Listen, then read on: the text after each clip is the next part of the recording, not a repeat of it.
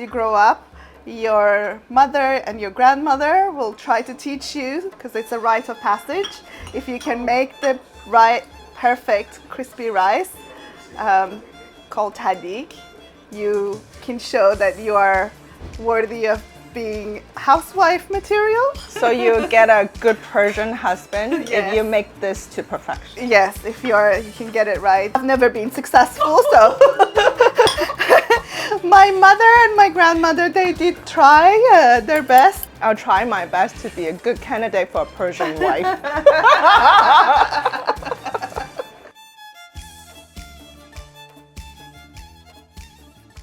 Rice has been a fundamental part of human nutrition for thousands of years.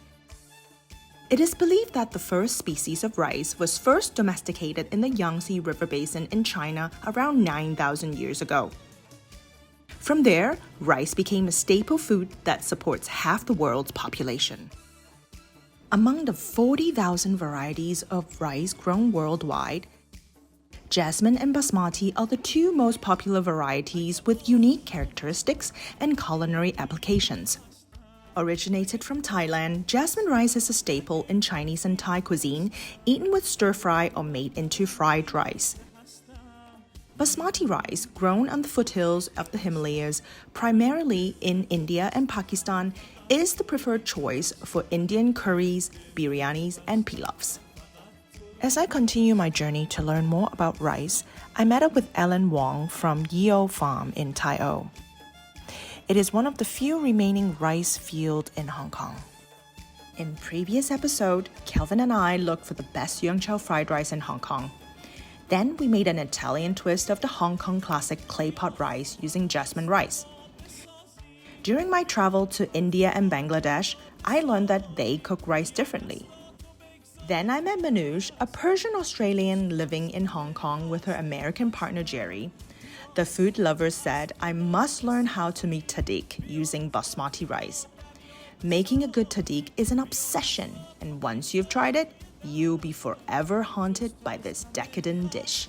To learn more about jasmine and basmati rice, I blindfolded my taste squad to see if they can tell the difference. Jasmine, basmati. Jasmine, basmati. I think this is the basmati. And this is the jasmine. This is the jasmine and this is the basmati.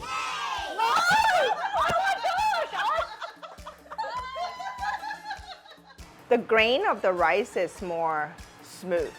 But the taste, I thought they both had a nutty flavor. They were both very flavoursome and they smelt great. This one, I feel like I can feel the texture of the individual grains. Got to learn about quite the distinctive flavor that they both bring to the table and characteristics. I love it. Centuries ago through trade, basmati rice made its way from India to the Persian Empire, now known as Iran. Iranian chefs quickly embraced this fragrant rice and created tahdig, a crispy golden crust that forms at the bottom of the pot during cooking. It is considered the crown jewel of all Persian rice dishes, with each bite offering a contrast of texture and flavors.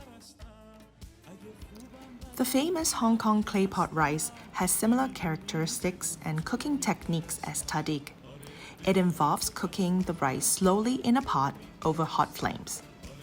I took Meh-Noosh and Jerry to visit Chef Ada from Kam Tung Kitchen, and she showed us how to prepare her famous Claypot rice. 而家佢仲爭少少，咁你話如果我哋係落啲呢啲輕強啲嘅，如果你話排骨啊、雞啊嗰啲厚身啲嘅，而家呢個時候就要落。哦，呢個我呢個係本地嘅海膽，我哋自己捉自己拆嘅。Oh my god! Chef Ada showed us some of her techniques of making her Claypot rice. 呢個程序要幾耐到咧嚇？呢個5至8分鐘度，慢慢有得。Hey, this looks like similar to the tahdig. 呢個咧就有少少似佢嗰個咁樣噶啦。She said right now the steam is like all over the place, not very it's like loose.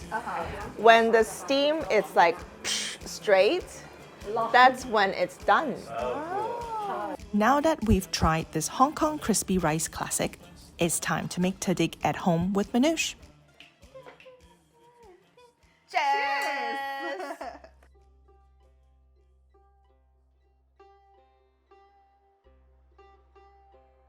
I would like to show you how to do the saffron blooming.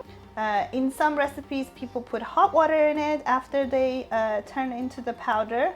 And some people put ice. If you really want to get all the flavors out, this is the method to be able to turn it into powder. I've seen some people just take the strand and throw it into the... that's what I used to do. But that you don't get the whole flavor and aroma and all the characteristics of this beautiful flour. Rinse rice 3 to 4 times until water is cleared. In a large pot, add 6 cups of cold water and pour rice into the pot. Add salt and boil for about 7 to 10 minutes until rice is softened on the outside but still hard on the inside. So the al dente way is it's gonna be hot. So if you press on it, it breaks, but not fully. Drain rice and give it a quick rinse to remove starchy water.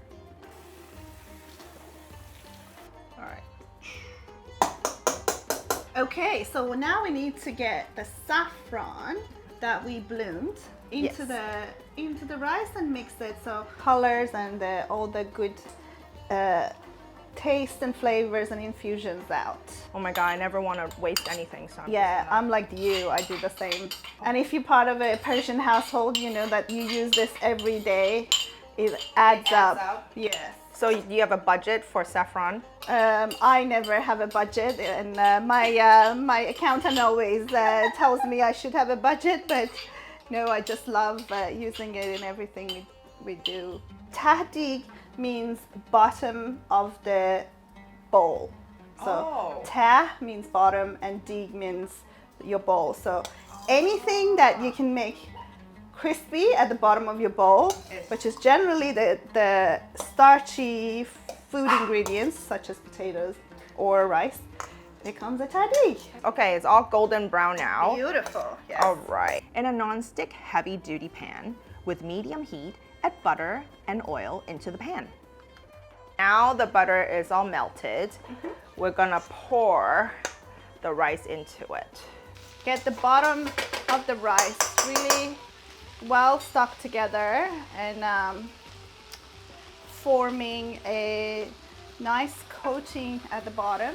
I'm gonna do it high heat, and if you give me a chopstick, I'm gonna put some butter across. Try to feel butter in these. Just put it on top and then it will melt down. Ooh, more butter. In different Persian households, you will see a lot of different variances of this. I've seen people also use chicken fat or chicken melted chicken broth. Now what? Not dancing yet. Oh yes. Now you need to put the lid on and then let it go like this for at least another 5 to 10 minutes. You cover it hot, and then you reduce it. Not only you need to get the bottom crispy and golden, you need to make sure the middle of the rice is fluffy and still moist. So that's the challenges of getting this dish right. So reduce heat to very low and continue to cook with the lid closed for another 2 hours. in the meantime, I can show you some dance moves. We can go, drink champagne and dance. Wait. We need to make saffron chicken. Oh, right. Yes, yes. Let's do that. That's actually a fun shot to get as we're waiting, as the boys are waiting to get ready for the. That's a good one. We'll edit that in for the waiting 3 hours for the rice. Many hours later, we have to have that shot. To go with my crispy tahdig, Meh-Noosh showed me how to make her saffron chicken. In a heavy pot with medium heat, brown chicken thighs until skin is golden brown. Tahdig is always the centerpiece of the dishes that you make, and every Friday when we are getting together with my grandparents, there's a big piece of tahdig and people are fighting for it. Now I take the chicken out. Beautiful. And I like to use the chicken fat again. Beautiful. To saute That's the secret sauce. Remove chicken and saute onions and green peppers with chicken fat and a tablespoon of olive oil. Add saffron and 2 cups of water, bring to a boil, close the lid, and simmer in low heat for about an hour until chicken is tender and falling off the bones. Slowly simmer its way through perfection. Time for a taste test. Taste this. Meh-Noosh and I quickly saute some barberries with butter to add extra color and flavor to the tahdig and saffron chicken right before serving. Voila! Beautiful, golden, crispy rice. Oh yeah. It's moving. Ooh, you Perfect. You're gonna make sure it's like loosened so it can be flipped. Now, we're gonna do it together. All right, because this is part of the ceremony. Oh gosh. All right, you ready? You and I are gonna be like a dancer ballerina, you know? We're gonna do, okay? One, two, three. Great job, look at that. Wow. That is beautiful! Oh my God! And then we cover them with this beautiful golden red flavors. Beautiful. Oh my God. Well done. Beautifully done in a most beautiful place in Hong Kong. Get this, God. beautiful view. All right, now we're gonna do some dancing as we walk to the. How do you do this? You have to be Persian to do this. Fluffiness of the saffron rice underneath. Wow. Serve with tahdig with lots of gravies. Oh, my mouth watered just looking at it. I've always loved the flavor of basmati rice, but I always feel like I can only make it with Indian food. Now that I've learned how to make tahdig, I can upgrade my leg of lamb or my roasted chicken next time when I have friends over. I always learn something new from my guests, and today I absolutely love this dish. I hope this inspires you to learn something new and to cook something new, most importantly.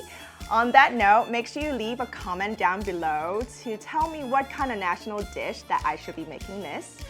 I hope you would like this episode. Please subscribe and see you next time.